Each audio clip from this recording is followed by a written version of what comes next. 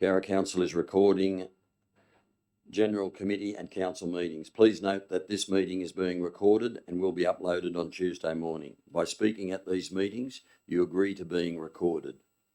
Please ensure that when you speak at this meeting, you ensure that you are respectful to others, use appropriate language at all times. Cowra Council accepts no liability for any defamatory or offensive remarks or gestures made during the course of this meeting. We acknowledge the traditional custodians of the land on which we gather, the Wiradjuri people, and pay our respects to elders past and present. Do we have any apologies? No apologies, no absence of leave. 1.4 disclosure of interest. Council staff, please indicate in relation to any interest you need to declare. A, what report item you're declaring an interest in. B, whether the interest is pecuniary or non-pecuniary, and C, what is the nature of the interest.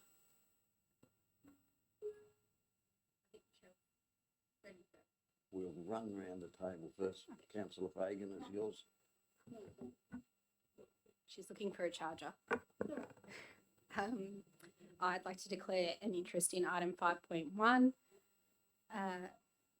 It is a non-pecuniary interest as a family member is involved in the submission of the application, and I will leave the room. I would like to declare an interest in 5.1 DA as well. Family member was one of the people who opposed the original DA, so I will leave the room. For the second DA, I need some clarification. Family member works for the organisation that did the DA application, so I don't know if that would be considered a conflict or not. I wouldn't have thought so, Paul, would you? It's up to me, is it? Mm. Okay. I don't feel it's a close and there's no thing, so it's fine. I will stay in that one. Thank you. Anybody else got anything to declare? Okay. 1.5 public presentations. We don't have any of those. No one in the public forum.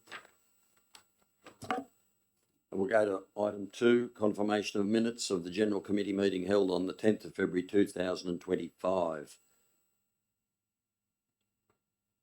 Councillor Kiss and Councillor Watt, thank you. Councillor Kiss? None necessary, thank you. Councillor Watt? No, thank you. Anybody else wish to comment? I'll put the motion. All those in favour? Thank you. 3.1, the draft minutes of the Audit, Risk and Improvement Committee on the 12th of February 2025. Councillor Kiss, thank you. Councillor Watt, thank you. Councillor Kiss? Thank you, Mr. Mayor. Look, just to keep our council informed that we have, as you would know, lost Ron Gillard as our chair, which is very unfortunate. He's been chair for quite some time, and we're very sad to see him move on into future endeavours. But that the role has been advertised both through local government New South on seat through the local government New South Wales panel of suppliers. And we've also asked one of our panel members, Jeff Toomey, to promote it through his professional organisation of auditors. And we can only hope that we end up somebody that is even half as good as Ron was for us. Thank you. Councillor Watt? Thank you, Mr. Mayor. Really, just to second what Councillor Kiss said, it's really a great sadness to see Ron go, both for us and many other councils that he served on as chair. And I hope that we get a lot of very successful, very good applicants for the role. It's a very important role as the chair and a big role to step into on your first role in our council. But there's a lot of people out there who are qualified. So looking forward to who we get, and good luck to Ron in all his future endeavours. Anyone else like to comment? Councillor Kiss? I'll put the motion. All those in favour? No, pass, thank you. 3.2, a donation request from TAFE, New South Wales, re-cemetery fees. Councillor Downing and Councillor Horton. Thank you. Councillor Downing. Thank you, Mr. Mayor. This is a request from a TAFE teacher for Indigenous students who are doing the Statement of Attainment in concreting, and they're asking for their fees for applying to put a monument on a grave from the council to be waived. And the value they've estimated is $985.60. I'm really happy to support this. I think it's a valuable investment to our community. When families are choosing a burial site for loved ones in Cowra, they have two options. They have the lawn cemetery or the monumental cemetery, and quite often that is based on cost. It costs about $1,600 less to bury someone in the monumental part of the cemetery. And a lot of the times, because of the cost, they don't have the means then to put the monument on them. So they might be marked by a cross or another marker that doesn't stand the test of time. And in my experience, a lot of them are Indigenous families. So this is a great, absolutely great training thing for our Indigenous students, but also for dignity for their families as well. So I highly support it. And just the fact that the Carolines Council are actually promoting this and they're running it is incredible, because that's how you get better outcomes when that's actually designed by the people that are using it. So, yep, more than happy to support it. Thank you. Councillor Horton. Thanks, Mr. Mayor. Absolutely agree. Obviously, the educational aspects to be supported, but also the dignity aspects as well, and marking potentially some unmarked graves, which I think is a terrific thing to be able to do. I think the overall cost would actually be less than what was estimated, because I think the number of students completing is slightly down from the 16 estimated, but nevertheless, absolutely valuable thing to support. Thank you. Anybody else like to comment? Councillor Wright. Yeah, just a question, or two questions, I suppose. Will there be a limit of 16 in this application, and will they be paid one at a time when we received a where they're going to put it sort of thing application? It won't be just a grant of $985.60. It'll be $61 or whatever each time they want it. Through the chair, the total amount sought is the multiplication of the number of participants in the scheme, and there were 16 originally registered, multiplied by the fee for that would attach to each headstone's placement. The decision as framed wouldn't extend that rebate or exclusive fee to anybody else. At the moment, we understand that there are now 13 students undertaking the course rather than the original 16. Does that answer your question, Councillor?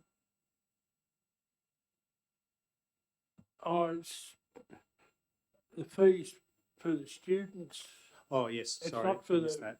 I thought the fee was for putting a headstone in the cemetery. Yeah, apologies. There's a fee for the placement of the headstone, which each student would be accountable for, in addition to the fees that they pay for the course.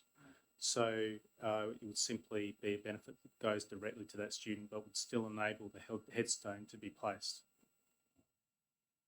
Thank you. Councillor Fagan. Can I just suggest that we actually put a second dot point underneath that to say that where the grant, where the funding is coming from? We really need to put in that the budget, the grant will be coming from the S356 budget. I think it's pretty clear then that we're actually donating it out of the grant funds rather than out of general revenue or anywhere else. It does say later on, but I think we need a dot point in the recommendation just to make sure that we know where the money's coming from.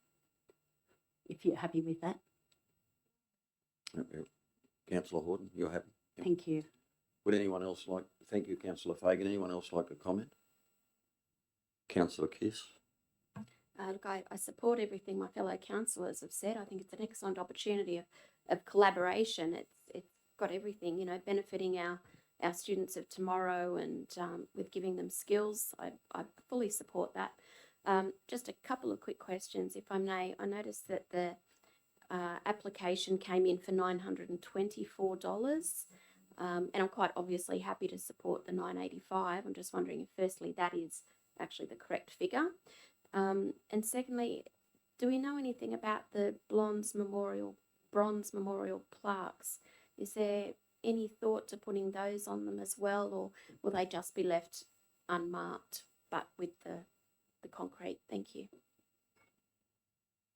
Through the chair, the amount that's proposed be provided as a donation equals the fee that would otherwise be charged. As to the different number in the application, I can only say that was a clerical error on the part of the applicant. And the second part of your question was regarding a plaque on the headstones. Unfortunately, I don't know the answer to that question. I can take it on notice and get back to you later if that would help. All right, thank you. Before we do write a reply, I'd just like to have a comment that both Councillor Horton and Kiss and I spent a lot of time at the cemetery during the Australia Day celebrations looking for an Aboriginal grave or certainly a particular grave that wasn't marked. And I personally spent a fair bit of time in the Aboriginal section trying to see just who was there and who wasn't. And it was particularly sad to see graves there with that had been looked after, but no names. Some of them had a number which will relate to our records, but some of them had nothing. And I think this is to be commended that we allow this. And I would also note that whilst it goes down as a donation, it's actually a fee that money we're not going to get. That there's no cost to council in as much as that they will just put a concrete plinth on each grave. And I just think it's wonderful. It'll save a lot of sadness, and I think it'll promote a lot of self-respect. So, A question. Councillor Wright. Yeah. So this only covers the making of the cement headstone, is it? And then putting it there, it won't have any name on it whose it is. I thought, the way I read it, the students will make an application to put the headstone on a certain person or something. Through the chair, I don't know the detail of whether or not the headstone would actually have the name of the deceased stenciled on it, or whether there is an intention to later include some kind of plaque, as the Deputy Mayor inquired earlier on. That's a matter for the course itself. But yeah, I can't really offer anything further on that. Thank you. Councillor Watt. Thank you, Mr. Mayor. I would similarly like to echo all the statements of my colleagues, in particular in congratulating the Cowra Local Aboriginal Lands Council on this project. It's a great combination of elements of building capacity and taking that dignity that Councillor Downing spoke about.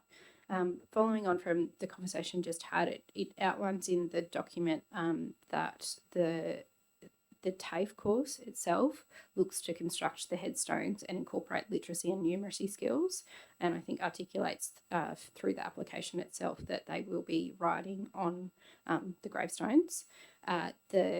What we're doing is only about council costs in waiving the fee that we would normally charge to place, to apply to place the monument. And I think it's a great way for us to contribute to a project that's been headed by these different organisations, by TAFE and by the LAUC, to contribute there. Thank you, Councillor Watt. Any other comments from councillors? Councillor Downing, write a reply. Quickly, just to say that it does actually say there that this could lead to a future business person doing this kind of thing, and I actually think that would be great. Our closest one is Cowra, and it's granite. So these cement ones would be much more affordable, and it could be a great business idea for someone to take up. So, and I think too, when you do the dye part of it, which is the plaque, That could be anything, so they may stencil on it. I think the examples that we had from Kempsey Council, they did have bronze plaques on them by the looks of the pictures drawn. But yeah, no, it doesn't actually say that, so that would be an extra cost if they wanted to do that. So Thank you, councillor Downing. I'll put the motion. All those in favour? Against? Carried. Thank you very much. 3.3, investments and financial report. Councillor Fagan. Councillor Kiss, thank you. Councillor Fagan. Just like to thank the director for this report, which is actually once again a good one. We're in a good financial position. Just to note that we have $32 million invested, but of that, only $2 million is actually able to be used. So we really do have to watch our budget, as we all realise. The other thing is that by having all these investments, we're making $1.7 million in interest, which I think is a very good bonus for us. And it's very important that it's lovely that the government's given us that money for early enough to be able to invest it in that way. So that's two of the good things. And the other good thing is that we seem to be able to collect our rates very well. It's tracking well above the other years, and will make a difference to our bottom line because we have got that money invested. So I think they're all the good things about this budget, about this finance report. I don't think there's anything bad to tell you, and we're doing okay. So thank you. Councillor Kiss.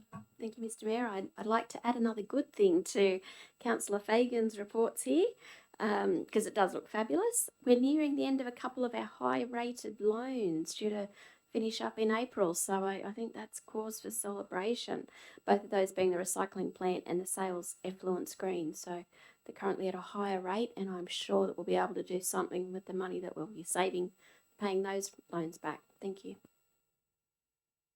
Thank you, Councillor Kiss. Anybody else like to comment? Councillor Fagan, right of reply. Not necessary, thank you. I'll put the motion. All those in favour? Against? Thank you. Passed. 4.1, local water utilities funding model review. This is for discussion mainly. We'll have a mover. I'll move it. Councillor Fagan. Councillor Watt. Thank you, Councillor Fagan. So this has been going on for a very long time. This is a final report of a final report. It actually went back to the government after being reported on originally. But as Director Infrastructure has noted, these requirements have been consistent since 1994. So it actually nothing much has actually changed. Even with all of these reports from 2015 onwards, this actually hasn't changed the requirements. They're consistent. What I was going to ask the Director, if I could, I'll speak to this and then I'll ask the Director. This is, as I said, it's been going on for a long time, and Cowra has been really involved in this. The former Mayor, Bill West, was on the TWERP or whatever it was called. It was one of the very many committees that were formed to discuss this. So he had quite a lot of input into this, and it's actually been a very long, as I said, long-winded process. Not quite sure how much it changes anything, and it doesn't actually give us clear direction on where funding is coming from. So I think that is unfortunate because we've had, as I said, a long time to talk about this, and it hasn't actually changed very much. But we have got it. It is here, and I'm just going to ask the. I noticed that the Director has highlighted a couple of things, but could I ask him, does it actually change anything that we're doing now? And is there anything that we need to do to make ourselves more relevant to this report? Through the chair, the things that I highlighted, recommendation 7, make strategic planning for water supply an explicit requirement for all councils. That's something that Cowra Council has been doing. Yeah. So no change there. And I'd point out that that's been the case since the 1994 Country Towns Water Supply and Sewerage Program. Getting funding is contingent on meeting the best practice guidelines, including strategic planning. So council the history is council got funding for the country towns, for the Cowra water, for the Cowra sewage treatment plant, through that program. So council has had to comply with the best practice guidelines. The other interesting one is the CSO payment mechanism. So that's gone to government for a response, and we're still waiting on further advice about what that mechanism might be. But the discussion that you hear at industry conferences is around the concept that instead of providing 50% of the Cowra sewage treatment plant as a one-off grant, you'd get an annual payment to help you pay your loan repayments, 50% of the loan repayments or something like that. So that would give government a future expenditure stream that they had confidence in, rather than all the ups and downs in giving councils big grant funds. That's a theory. Would it make a difference to council? That we'd have to ask our finance people that one, but on the face of it, doesn't seem to make a difference. And the other interesting one is the highlighted bit on page 46, where it's been recommended that the regulatory impact statements be made to our main regulators, being New South Wales Health and New South Wales EPA. What are the impact on the water utilities of some of the regulation that's applied through those regulators? I think that the CSO and the regulatory impact statement are probably the main changes. Thank you. My reading of the CSO is it's just another grant form of grant, and community service with a different name, community service obligation, and who's in it. It's interesting because we have to be an obligation for a long time. Like we pay for 20, 30 years for those large sewerage and water treatment facilities. So it'd have to be a very long contract over a long period of time, and we wouldn't receive the interest, as I pointed out in the other report that we had. But anyway, thanks for that. I think, it just gives everyone a bit of a snapshot about what we really need to look at. And there isn't anything here that we weren't there's no surprises in this, I don't think. I think it's just one of those reports that been going a long time and nobody came up with a better way of doing things. So I think it's sort of, a few different name changes and a few more regulations before, and we'll have to adopt it and move on. So thanks very much. Councillor Watt. Thank you, Mr. Mayor. Another interesting moment of Councillor Fagan and I moving a motion together and perhaps disagreeing. I would agree that overall there isn't a huge change, but there is quite a recognition, I think, in this strategy of the challenges that councils like us have in the huge cost that it takes for us to maintain water provision compared to the ability for us to bring that back. And when you look at comparative water providers like Sydney Water and Hunter Water, their capacity to fund their maintenance and their provisions is much more significant, and the efficiency in the cost of providing it is much higher than it is to us. And we're forced into bearing the cost of that and bearing the cost of providing that basic service at a much higher cost, and that also flows on to what we can provide to our constituents in many other places as well. So in my reading of this report, I thought there was a really genuine recognition of that, which has often been something that we have supported raising at local government conferences, both at ALGA and at Local Government New South Wales. And from my reading of this, that really had been heard. There was a number of actions through the plan, and our papers didn't actually include the whole plan, and I went and read all the recommendations, and there are a number of areas where they've identified where there is already funding to meet actions that they have put in place, and where there is funding to be sought for a number of actions to start to rectify this. And I thought that was, a very strong part that came out of this report for me. And the other piece that I thought was quite strong was the shifts in requirements for strategic planning and the recognition that that isn't happening in a lot of councils. For concern for me was the narrative that if councils haven't been expending money and implementing methods to keep their water infrastructure to a certain level, they wouldn't receive grants, which I think is a really dangerous threat to put to councils, that they must have it at a certain level and otherwise they can't get the grant.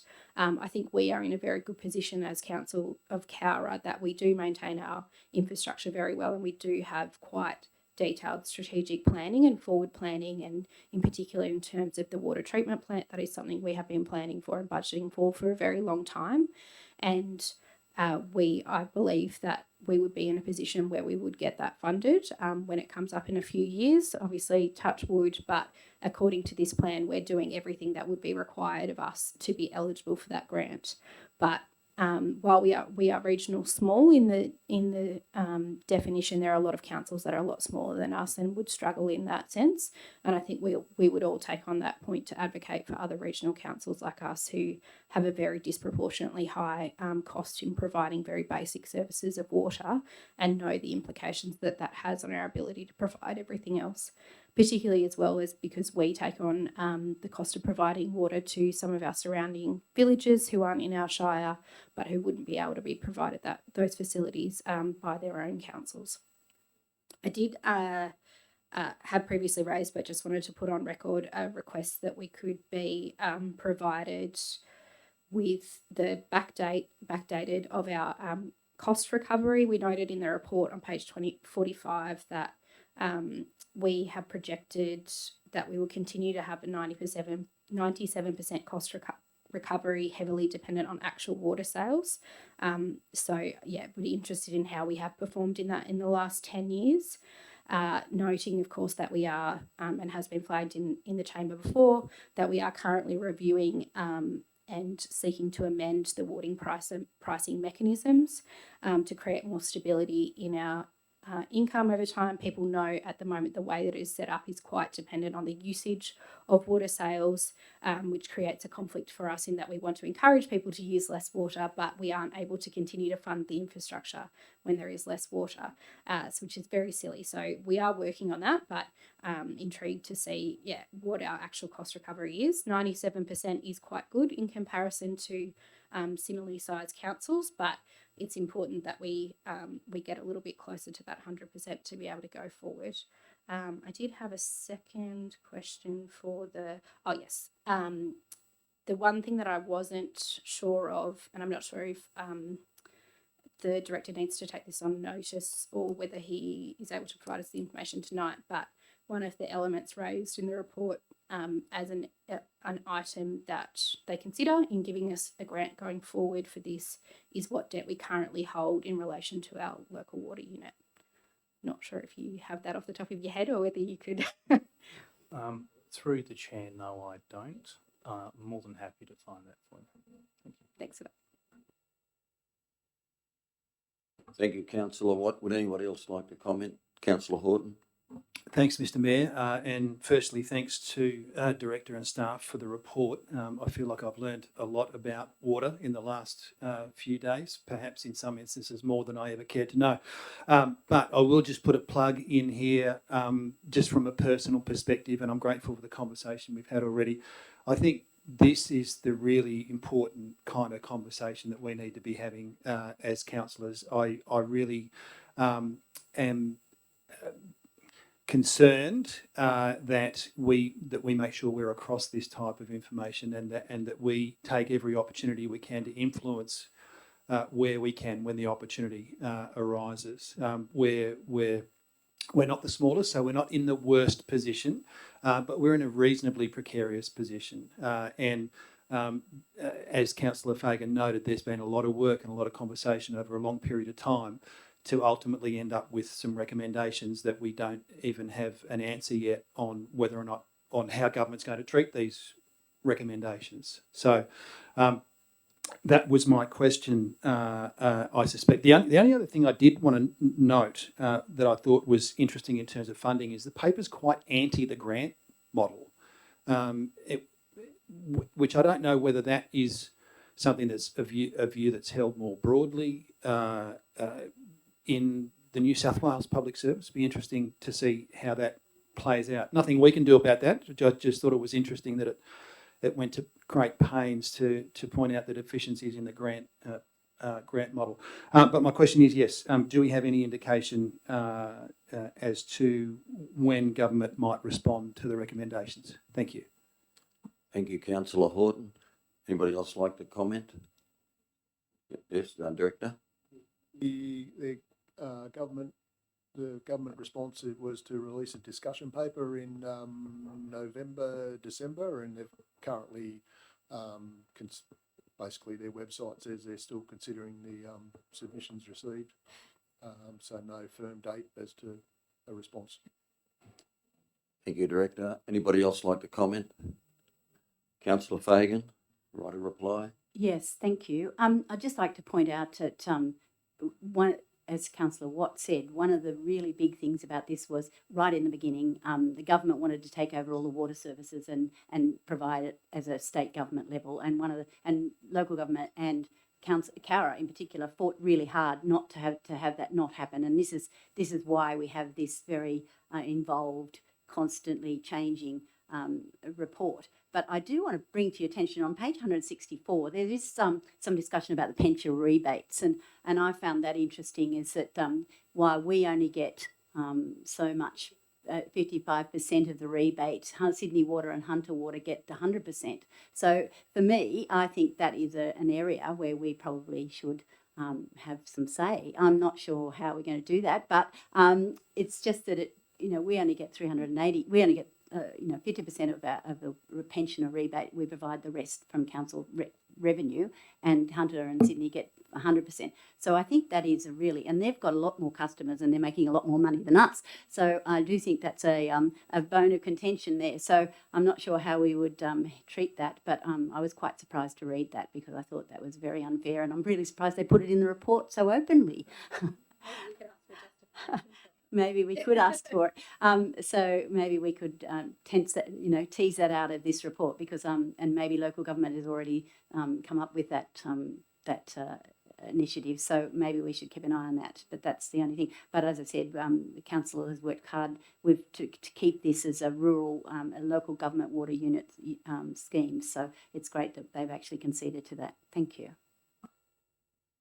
Thank you, Councillor Fagan. I'll put the motion. All those in favour? All right. Against? Thank you. 4.2, the Lachlan Region Water Strategy 2024. Can I have a mover? Again, it's for discussion more than anything else. Councillor Kiss, thank you.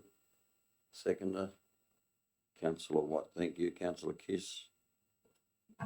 Thank you, Mr. Mayor. As you've noted, it is simply for noting. This simply summaриses our focus on water security for the Cowra Town, the council. Interesting was that Wangla Dam the wall raising project was considered in our submission to be the most important option, but I don't think that was unexpected at all. And I end up also too, it should be noted and remembered that the urban use of water utilities only accounts for 1% of Wangla Dam's capacity. So when we're considering our water security options, I think that's something that we need to remind ourselves of. Thank you. Thank you, Councillor Kiss. Councillor Watt. Thank you, Mr. Mayor. I guess a question through the chair to the director. As Councillor Kiss noted, this report highlights the Wangla Dam raising as something that would improve water security, and that isn't a project going forward. If we were to make the submission today, would we propose a different project to improve water security? Through the chair, I think the strong point that I would make is on page 193 with the in summary, the water strategy did historical hindcasting based on all the statistics that they had and projected that into the forward years with a number of different climate models, and it shows for surface water there's going to be a reduction. And so I think that the key thing for this council is to look for water security in groundwater, and that's why a better understanding of groundwater actions 1.3.1 to 1.3.7 and also managed aquifer recharge where water can be put back into the groundwater. They would be the future for a local water utility who, as Councillor Kiss pointed out, is a relatively small user compared to some of the major irrigation. Anybody else like to comment? Can I ask a question? Councillor Fagan? I just ask a question. There was some discussion here about flood mapping, ability to have flood mapping, and we are, we're there. It's treating it instead of 3 plans, we're going to have 1 plan for the whole of Lachlan. Is that correct? And have we got we need new floodplain plans following 2 years ago. So is there any opportunity for us to get in on this? Well, I got that question, and I got a response today back from the department, which I'll share with you. But they're consolidating some Lachlan River flood studies, and they intend to go to consultation with councils in August this year. So I'll give you further information with that. Councillor Sorry, can I Watt? just ask a quick question on that? I had raised this question because on the report it says that the government is funding the replacement of those flood plans. Is that your understanding? Yes, with a proviso or a caveat, if you like. I think that the flood planning that they're doing for the Lachlan River Valley might be different to the floodplain risk management study for Cowra, which sets planning rules for Cowra itself. So I think that they might be 2 different things, but I'll send you the info. Thank you. Anybody else like to comment? I can just tell you that there's a myriad of plans that the government's looking at the moment, increasing the size of the wall at Lake Rowlands, running a pipe from Lake Rowlands across to the Carcoar Dam. There is a myriad of things on the books, and then Orange need to get their hands on someone else's water. So there's just a lot of plans being floated around by the government at the moment. So, Councillor Kiss, right a reply? Put the motion. All those in favour? Against? Carried. Thank you. 5.1, development application number 10.2024.71.1, lot 13 DP 1295526-67, Liverpool Street, Cowra, demolition of existing shed, construction of 8 dwellings and 9 lot community title subdivision lodged by Vision Town Planning Consultants. The landowner is Gemello. There is no R in that word. Gemello. Would someone like to move on that recommendation? Councillor Horton, Councillor Kiss, thank you. Councillor Horton. Oh, you're getting water. Sorry. I'll move it. Okay. Can I have I'll move it. You'd be the owner of something already. You've got the $1 million. So, Councillor Fagan, are you moving that? Yes, I am. Thank you. And Councillor Kiss, you're seconding that. And Councillor Fagan. Look, this is a good use of a very difficult site, I think. It's been well assessed, I believe, and all the information that is required we have received. I think it does actually provide a really some very nice units on a block of land which has been vacant for a very long time. I did actually have one question though, if I could just ask. The demolition of the shed, it doesn't seem to be in the conditions. Is it part of the DA? Through the chair, yes, it is part of the DA. I'll have the conditions modified to include it. Okay, because I couldn't find it. I just thought maybe it was an extra something that had happened or been deferred or okay. So we're actually adopting this with. Do you want me to defer this for further, Mr. General Manager? We'll come to the next meeting, end of the month, mate. I don't think it's going to change it, but I don't know. What do you want to do? Do you want to deal with it now, or do you want me to defer it until the council meeting with the additional conditions about the shed. I should have brought this up earlier, but I thought I missed it. Just a clarification, it says for demolition of a shed, but the actual DA doesn't talk about the demolition of the shed, does it? That's right, that's what I'm asking. Yeah, that's what you, I'm just getting my head around in the body of the works. I'm not sure. I thought I'd read somewhere that the demolition was going to be subject of a separate DA. Have I not read that in this report? No, they've actually applied for the demolition as part of their application. Then I'd say defer it and get a new report to the council meeting. I move that we defer this DA until the council meeting for further information to be added. Councillor Kiss, are you happy with that? Thank you. Anyone else like to speak on this? Councillor Kiss? Yes, if I may also add, there was just a quick question I had with regard to the cumulative impact. So this looks at page 40 of the report, the SEP report, or page 344 of our computer, because it's gone on to say that in order to help with the submission about having the too much traffic coming through Somerset Drive, that they're now allowing for the traffic to come back out to Liverpool Road as well as coming in. But it would appear that it hasn't been adjusted on the cumulative impacts, where it and I'd say it's just been overlooked, where it says the use of one-way traffic through the development spreads the traffic between Liverpool Street and Somerset Lane, further reducing any impact. So it looks like the other parts of the report have been updated, but that little bit hasn't. If that can also be looked at as well, that would be great. Thank you. Anybody else like to comment?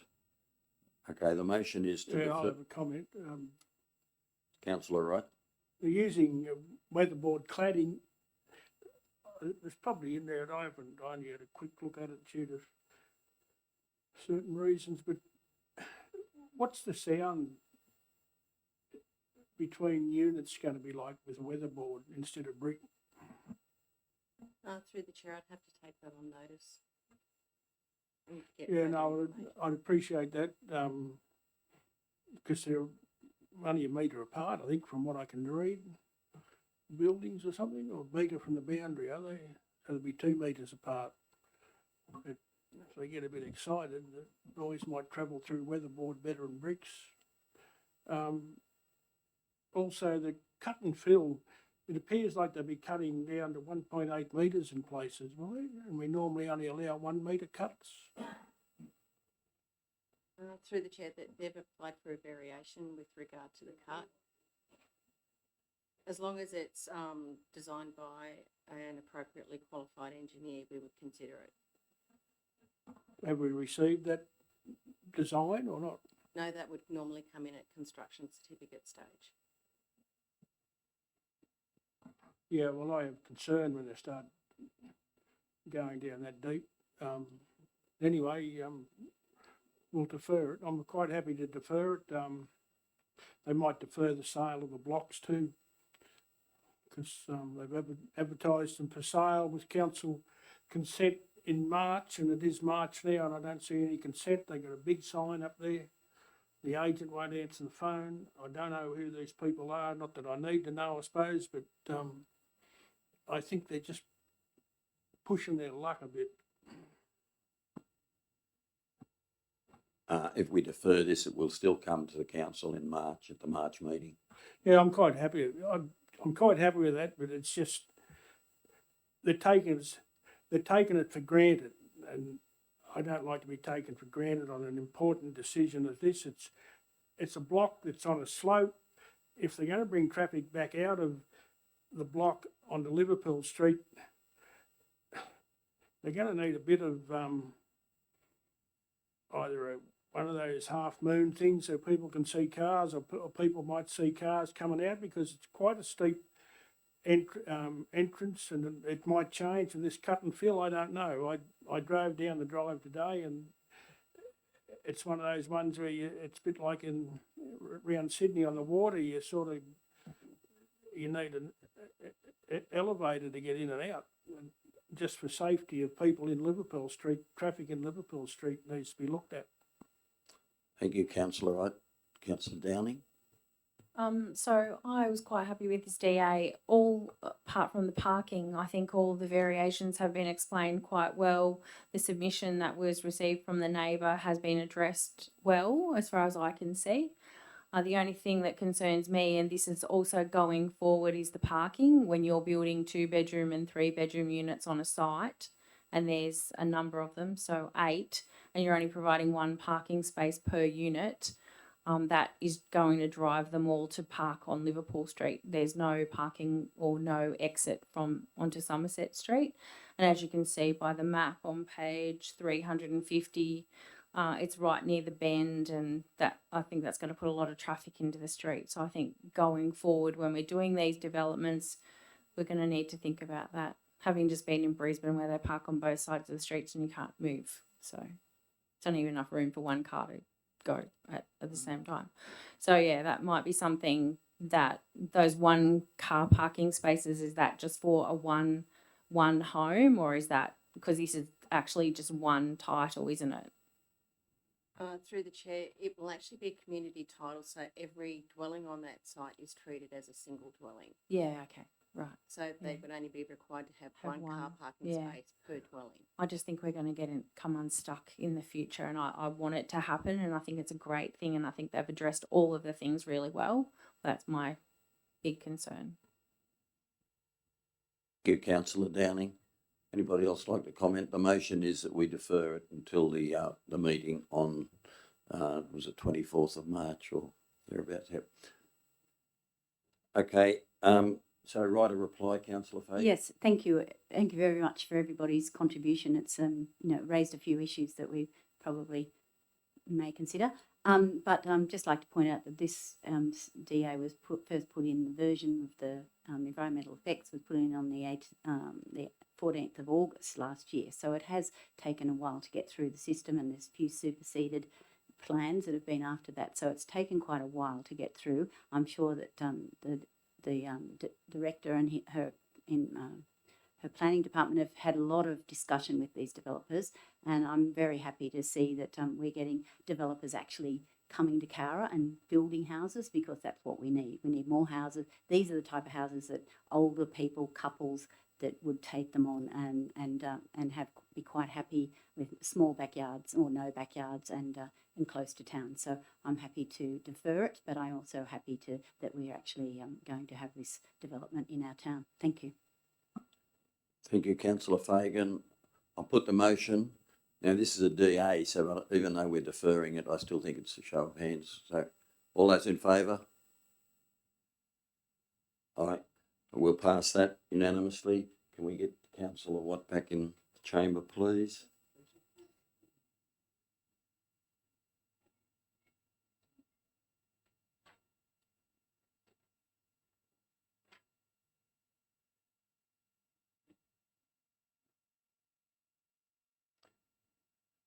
Okay, 5.2, development application number 10.2024.100.1, Lot B, DP 398923, being 121 Fitzroy Street, Cowra, demolition of existing dwelling and ancillary structures and construction of a new dwelling, secondary dwelling and shed lodged by Josephine Reich, trading as MA Architecture. The land owner is LW and ED Lorry. Can I have someone to move on that recommendation? Councillor Fagan. Councillor Kiss, thank you. Councillor Fagan. Once again, I think this is a very good development. It's great that we have people building beautiful homes in our town, and it's flat, and it's going to look a lot better than the one that's there right now. I think it has been well assessed. The setbacks have been well assessed because they're only small, and they're going to be actually the bay windows of the buildings rather than a whole whole wall. So, and it will be set back further than the building that is there now. So I think it's quite a good outcome. And the other houses in the street, it's quite a wide street. There are quite, different variances on setbacks, and I think it actually meets those requirements without any problem. I don't think anyone will have a problem with it. And looking at the landscaping and I'm sure it'll be a very good addition to the street. Thanks. Councillor Kiss. Thank you, Mr. Mayor. Supporting everything that Councillor Fagan has said, I think that this would be a great asset. Top use of a corner block, and I also really like the idea of there being that additional dwelling being placed on a residential block so close to the CBD. I just think that's top use of space. Very good foresight on there. And look, the proposed variations, they can all be supported quite reasonably. Happy to support the DA. Thank you. Thank you, Councillor Kiss. Anyone else like to comment? Just a question. Councillor Watt? Question the. Councillor Wright? Oh, you're right. Talk. No, you go. Councillor Watt? Sorry, thank you, Mr. Mayor. In the current state and with the current level of information, I will be voting against this DA. I would agree that the front and side setbacks of the lot are fairly consistent with the rest of the streetscape and will be an improvement on the current setting.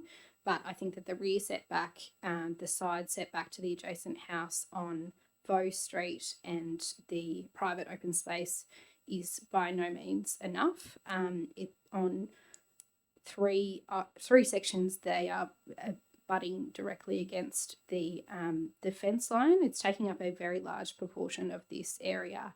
And while the report talks about a second dwelling, it is a fairly small granny flat.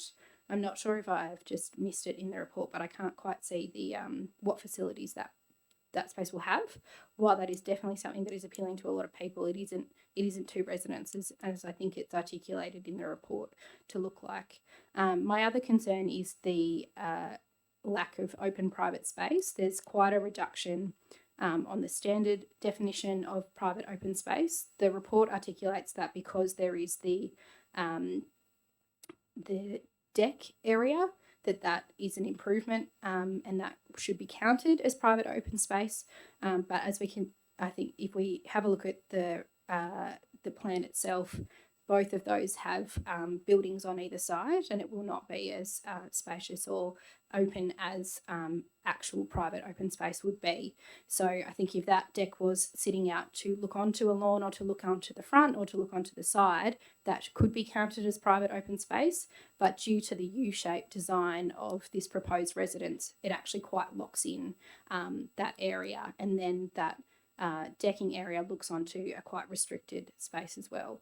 I understand there is great value in us expanding the types of housing that we have, expanding the number of housings that we have here, but I think there is a way for this to be done that is consistent with the streetscapes around, and I have great concern with us, seeking to approve a DA that is asking for an expansion on every single side of the land, and we have these plans for a reason, and a lot of people put in applications and follow those restrictions, and we are, to be honest, I do not think it would be fair to approve this when everyone else around them is playing by the rules in a way. And I understand we regularly get these applications in for a small amendment, particularly with this land that is existing and the existing residents. As I mentioned, the ask for an amendment on the setback of Vaux Street and Fitzroy Street is very consistent with the nature, but my concern really is with that removal of open private space. The meeting up to the fence line in 3 different areas is quite encroaching on the neighbours and really reduces that amenity that I think our current DCP is looking for in having that open space. I think people need to be realistic when they look at land, at what you can build within the plans, and not come to us with plans that take up the entire lot size when they purchased it with full knowledge of what the DCP articulates. That isn't to say that people can't say, you know, in this situation this works, but I really just don't think this is reasonable in the sense. I have gained information from the director about the surrounding setbacks, and while the application would still be in quite a reasonable amount in front of Bow Street, I think considering the nature of that street going into a dead-end street at the end, and with the Army Reserve area across the road, it's not completely inconsistent. Even like I would understand in enabling a bit more space if you wanted to go there, but the other boundaries to me are just a step too far. Thank you, councillor Watt. Anyone else like to comment?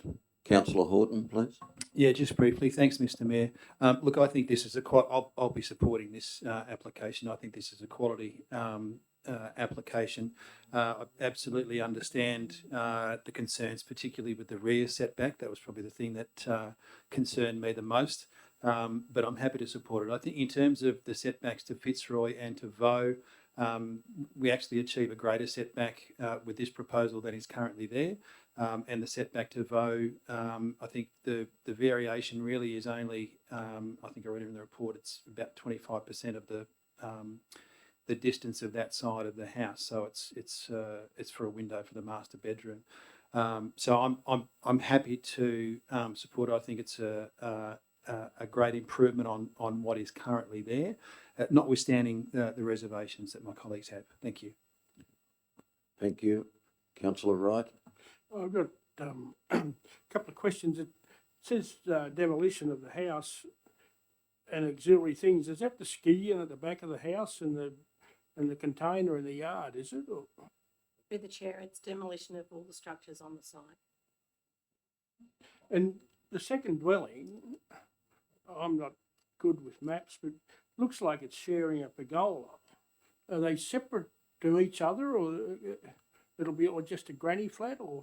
Essentially, it's a granny flat, and they would be, because there's the pergola in between the house and the shed and secondary dwelling or granny flat, they become one united building.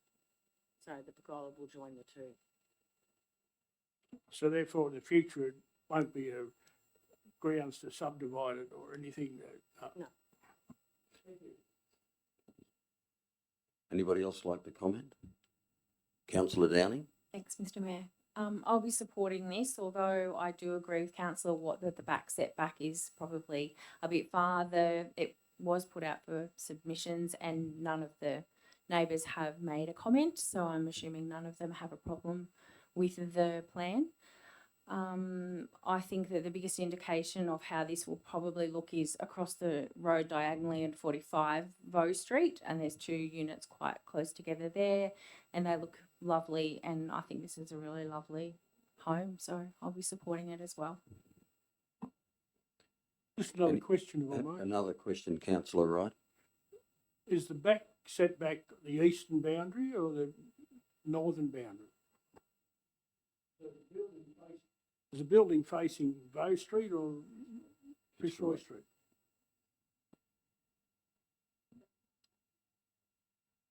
The dwelling, sorry, the dwelling faces Fitzroy Street. The wall of the shed is to the east, with Fitzroy Street being west and Bow Street being south.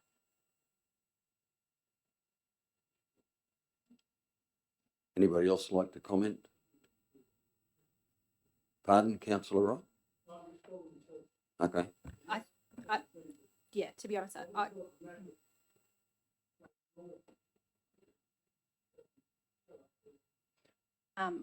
else? I would Councillor also Watt? be interested in the answer to Councillor Wright's second question of the rear setback, whether that is based on the one that's adjacent to or the one that's parallel to the, what's it called, that we've discovered today, the B Avenue. I'm doing really well. Bakery Lane. Is it the one that's parallel with Bakery Lane, or is it the one that's The rear setback is parallel, is the section parallel to Yeah. Main? And what's the setback between the two? Well, what's the dividing setback between the two houses on Bow Street?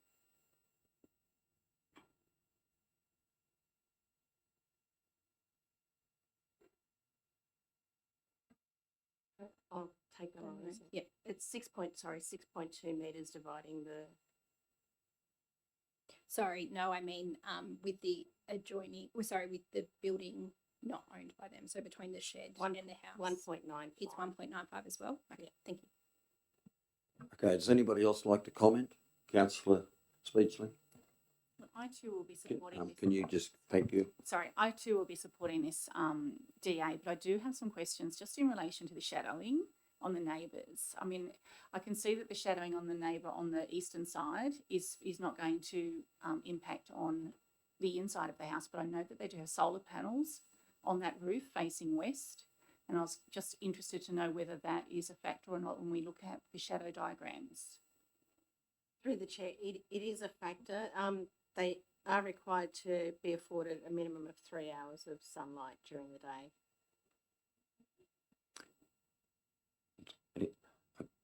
Anybody else like to comment? As it's a DA, I will comment too. I think it's a lovely house.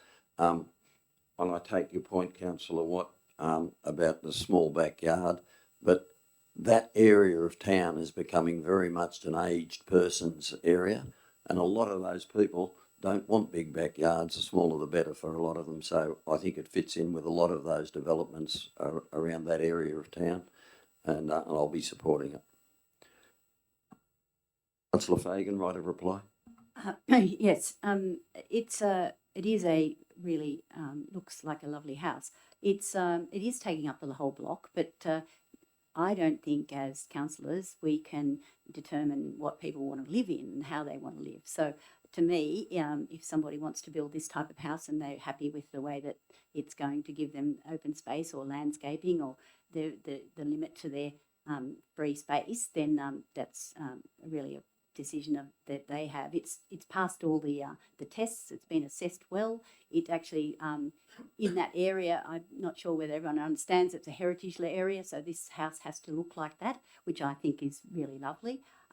It does fit into the landscape, and I think that this is a really a good development for that area. Thank you. Thank you, Councillor Fagan. I'll put the motion.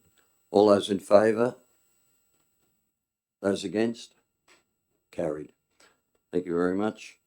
There are no late reports. I take it there's no notice of motion. Okay. No confidential matters. I'll close the meeting at 6:32. Thank you all.